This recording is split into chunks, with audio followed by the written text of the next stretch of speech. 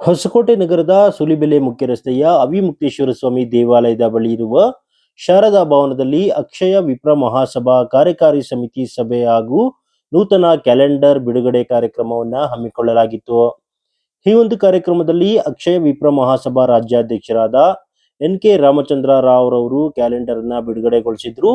ಇದೇ ಒಂದು ಸಂದರ್ಭದಲ್ಲಿ ಅಕ್ಷಯ ವಿಪ್ರ ಮಹಾಸಭಾ ಗೌರವಾಧ್ಯಕ್ಷ ಕೀರ್ತಿರಾಜ್, ಉಪಾಧ್ಯಕ್ಷ ಶ್ರೀ ಪ್ರಕಾಶ್, ಲಕ್ಷ್ಮೀಶ, ಎಸ್ ಕಿರಣ್ ಕುಮಾರ್, ಕಾರ್ಯದರ್ಶಿ ಎನ್.ಎಸ್. ಸುಧೀಂದ್ರ ರಾವ್, ಹಿರಿಯರಾದ ರಘುನಾಥ್ ರಾವ್, ರಾಜಾರಾವ್, ಜನಾರ್ದನ್ ರಾವ್, ಸುದರ್ಶನ್, ಪಣಿರಾಜ್ ಹಾಗೂ ಹೊಸಕೋಟೆ ಪ್ರಾಂತ್ಯದ ಅಕ್ಷಯ ಬಳಗದ ಎಲ್ಲಾ ಸದಸ್ಯರು ಕೂಡ ಹಾಜರಿದ್ರು.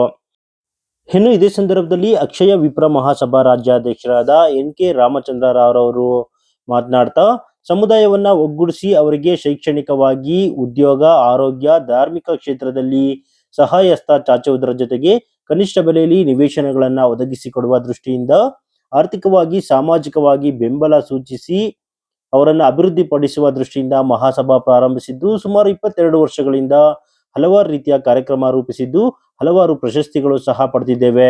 ಮುಂದಿನ ದಿನಗಳಲ್ಲಿ ಮತ್ತಷ್ಟು ಸಹಾಯವನ್ನ ನಮ್ಮ ಸದಸ್ಯರಿಗೆ ಕಲ್ಪಿಸುವ ದೃಷ್ಟಿಯಿಂದ ಪ್ರಾಂತ್ಯವಾರು ಸಭೆ ನಡೆಸಲಾಗುತ್ತಿದೆ ಅಂತ ತಿಳಿಸಿದ್ರು. ಇನ್ನು ಇದೇ ಸಂದರ್ಭದಲ್ಲಿ ಅಕ್ಷಯ ವಿಪ್ರ ಮಹಾಸಭಾದ ಗೌರವಾಧ್ಯಕ್ಷ ಕೀರ್ತಿರಾಜ್, ಸಂಘದ ಉಪಾಧ್ಯಕ್ಷರಾದಂತಹ ಲಕ್ಷ್ಮೀಶ್ ರವರು ಸಹ ಮಾತನಾಡ್ತಾ ಸಂಘದ ಅಭಿವೃದ್ಧಿ ದೃಷ್ಟಿಯಿಂದ ಮಹಾಸಭಾ ವತಿಯಿಂದ ಕೈಗೊಂಡಿರುವ ಕಾರ್ಯಕ್ರಮಗಳ ಬಗ್ಗೆ ಸಹ ವಿವರಿಸಿದ್ರು. ನಮ್ಮ ಸಂಘ ಈಗಾಗಲೇ ಸ್ಥಾಪನೆಗೊಂಡು ಸುಮಾರು 22 ವರ್ಷಗಳಾಗಿದೆ.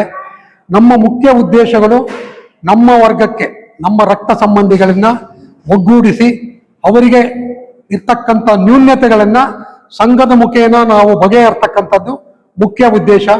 ಅದರಲ್ಲಿ ಅವರ ವಿದ್ಯಾಭ್ಯಾಸಕ್ಕಾಗಿರ್ಬೋದು, ಅವರಿಗೆ ಒಂದು ಮಾಸಿಕ ಪೆನ್ಷನ್ಗಾಗಿರ್ಬೋದು, ಅವರಿಗೆ ಉದ್ಯೋಗ ಕೊಡ್ಲಿಕ್ಕಾಗಿರ್ಬೋದು, ಅಥವಾ ಅವರಿಗೆ ಕನಿಷ್ಠ ದರದಲ್ಲಿ ನಿವೇಶನಗಳನ್ನು ದೊರಕಿಸ್ಕೊಡ್ತಕ್ಕಂಥದ್ದು, ಅವರಿಗೆ ನಮ್ಮ ಕೆಲವು ಧಾರ್ಮಿಕ ಕಾರ್ಯಕ್ರಮಗಳಿದೆ, ನಮ್ಮಲ್ಲಿ ಉಪಕರ್ಮ ಮಾಡ್ತಕ್ಕಂಥದ್ದು, ಪಿತೃಪಕ್ಷಗಳನ್ನು ಮಾಡ್ತಕ್ಕಂಥದ್ದು, ಸರಳವಾಗಿ ಮದುವೆಗಳನ್ನು ಮಾಡ್ತಕ್ಕಂಥದ್ದು. ಇದರಲ್ಲಿ ನಮ್ಮ ಸಂಘ ಹೆಚ್ಚಿನ ರೀತಿಯಲ್ಲಿ ತೊಡಗಿಸ್ಕೊಂಡು ಅವರಿಗೆ ಪ್ರೋತ್ಸಾಹ ಧನದ ರೂಪದಲ್ಲಿರ್ಬೋದು, ಫಿಸಿಕಲ್ ಆಗಿರ್ಬೋದು, ಇದು ಮಾಡ್ತಕ್ಕಂಥದ್ದು ಮುಖ್ಯ ಉದ್ದೇಶಗಳು. ಈಗಾಗಲೇ ನಾವು ಕಳೆದ 22 ವರ್ಷದಲ್ಲಿ ಸುಮಾರು ಕಾರ್ಯಕ್ರಮಗಳನ್ನು ಮಾಡಿ ರಾಜ್ಯ ಸಂಘದ ಪ್ರಶಸ್ತಿ, ರಾಜ್ಯ ಸಂಘದ ಸಂಘ ಸಂಸ್ಥೆಗಳಲ್ಲಿ ನಾವು ಹೆಚ್ಚಿನ ಒಂದು ಪ್ರಶಂಸೆಗೆ ಗುರಿಯಾಗಿದ್ದೇವೆ.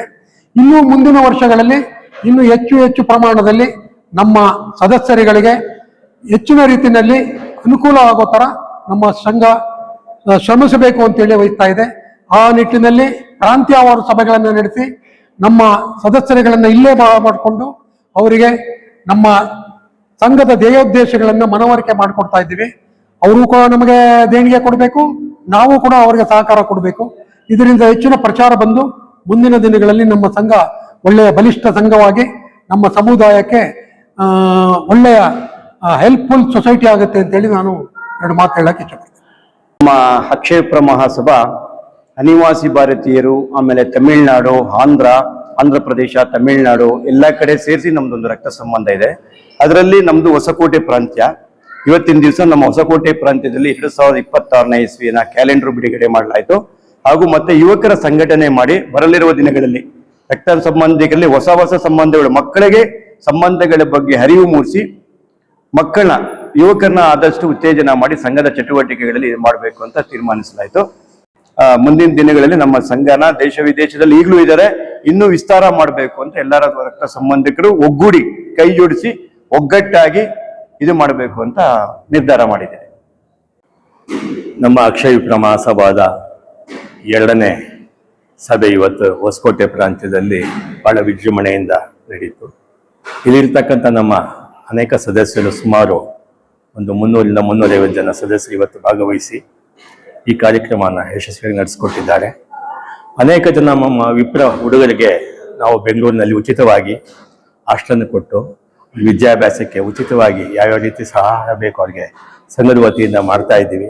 ವಿಪ್ರ ಸಮಾಜದಲ್ಲಿ ಗಂಡು ಮತ್ತು ಹೆಣ್ಮಕ್ಕಳಿಗೆ ಮದುವೆದು ಒಂದು ದೊಡ್ಡ ಸಮಸ್ಯೆ ಆಗಿರೋದ್ರಿಂದ ಅನೇಕ ಕಡೆ ನಾವು ವಿವಾಹಕ್ಕೆ ಸಂಬಂಧಪಟ್ಟಂತ ಒಂದು ಕಾರ್ಯಕ್ರಮಗಳನ್ನ ಅಲ್ಲಿ ಹಮ್ಮಿಕೊಳ್ತಾ ಇದ್ದೀವಿ. ಇವತ್ತು ಅದ್ರ ಬಗ್ಗೆ ಎಲ್ಲ ಸುಸೂತ್ರವಾಗಿ ಒಂದು ಚರ್ಚೆ ನಡೀತು, ಸುದೀರ್ಘವಾದಂಥ ಚರ್ಚೆ ನಡೀತು.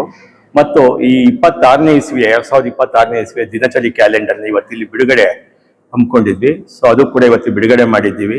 ಸೊ ಇದೇ ರೀತಿ ಇನ್ನೂ ಅನೇಕ ಕಾರ್ಯಕ್ರಮಗಳನ್ನ ಈ ಒಂದು 26ನೇ ಇಸ್ವಿ ವರ್ಷದಲ್ಲಿ ಏನೇನು ಮಾಡಬೇಕು ಅನ್ನೋದನ್ನ ಇದ್ರ ಬಗ್ಗೆ ಸುದೀರ್ಘವಾದ ಚರ್ಚೆ ಹೊಸಕೋಟೆ ಪ್ರಾರಂಭದಲ್ಲಿ ನಡೆದಿದೆ.